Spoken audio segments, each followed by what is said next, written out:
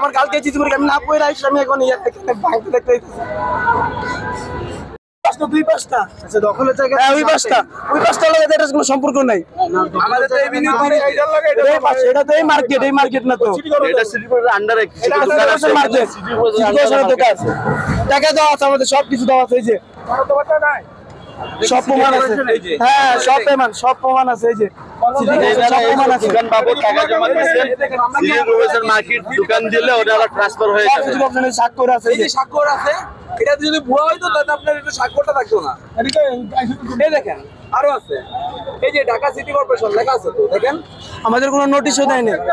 এই যে না কোনো নোটিশ দেয়নি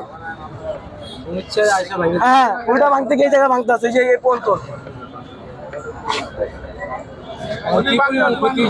আমাদের অনেক ক্ষতি হয়েছে আমার কালকে চিঠি করে আমি না পড়ে আইছি আমি এখন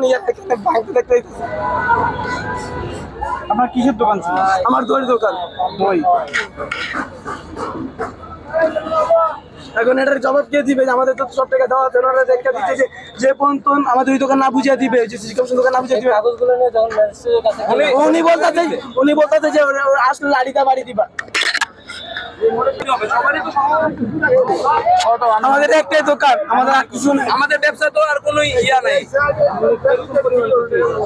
অনেক ক্ষতি হয়েছে আমাদের আর কিছু না বন্ধ হয়ে গেছে বন্ধ আমাদের বিয়া অনুষ্ঠান হলে এখনো মহরম থেকে কোনো বিয়ার অনুষ্ঠান নাই আমাদের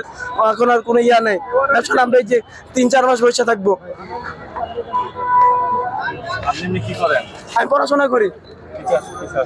আমি কমার্সে পড়ি এবার এইচএসসি দিতেছি কালকে আমার এক্সাম কালকে আপনার এক্সাম আজকে আপনি আপনার দোকান ঘুরিয়ে দেওয়া হ্যাঁ